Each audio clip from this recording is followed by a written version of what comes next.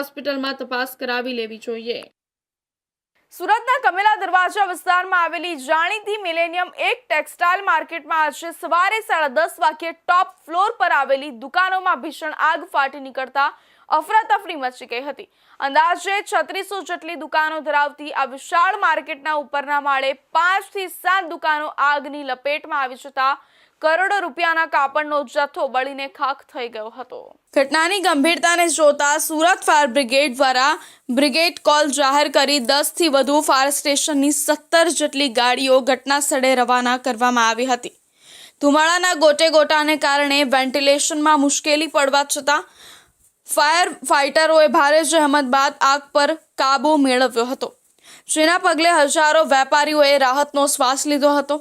ત્યારબાદ ફાયર વિભાગ દ્વારા કુલિંગની પ્રક્રિયા હાથ ધરવામાં આવી હતી અને આગ લાગવાનું ચોક્કસ કારણ જાણવા તપાસ શરૂ કરવામાં આવી છે। આજે સવારે આશરે 10:30 વાગ્યે સુરતના કમલા દરવાજા પાસે આવેલી મિલેનિયમ માર્કેટ 1માં અચાનક આગ લાગવાની ઘટના બની હતી, જેના પગલે અફરાતફરીનો માહોલ સર્જાયો હતો।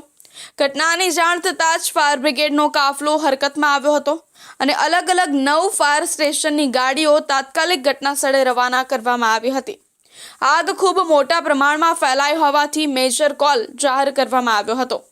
પરિસ્થિતિ પર કાબુ આવી ગયો છે અને કુલિંગની કામગીરી હાથ ધરવામાં આવી હતી। ત્યારે ઘટના સ્થળ પર ડેપ્યુટી કમિશનર અને તમામ મોટા અધિકારીઓ ઘટના સ્થળ પર હાજર રહ્યા હતા।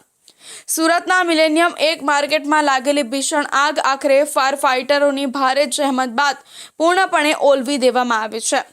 અંદાજે 3600 જેટલી દુકાનો ધરાવતા આ વિશાળ માર્કેટને આગની લપેટમાં આવતું જોઈ વેપારીઓમાં ભારે ચિંતા પ્રસરી હતી અને સાવચેતીના ભાગરૂપે તમામ દુકાનો બંધ કરાવી દેવાઈ હતી।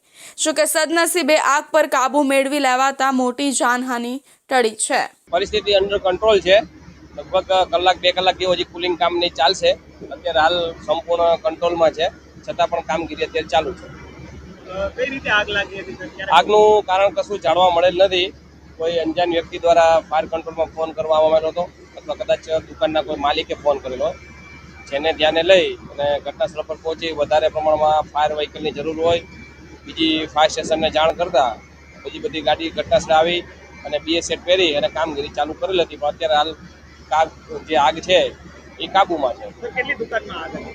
હજી કશું જ ખબર નથી, કારણ કે જ્યારે કોલ મળેલો ત્યારે દુકાનો બંધ હતી। એટલે હવે આગ ઓલવી ગયેલા પછી 1 બાય 1 દુકાન ખોલી પછી જ ખબર પડશે કે કેટલી દુકાનમાં આગ હતી, કેટલું નુકસાન છે, શું છે। આગ બુઝાઈ જતા વેપારીઓએ રાહતનો શ્વાસ લીધો છે, પરંતુ માર્કેટમાં ભરાયેલા ધુમાડાને કારણે હજુ પણ સાફ સફાઈ અને નુકસાનીના આંકલનની કામગીરી શરૂ છે।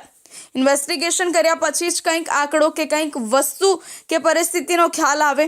અત્યારે તો આગ લાગી હતી અને આગ ઉપર કાબુ મેળવી લેવામાં આવ્યો છે અને કુલિંગની કામગીરી શરૂ કરવામાં આવી હતી। ત્યારે 5 થી 7 દુકાનો આગની લપેટમાં આવી ગઈ હતી।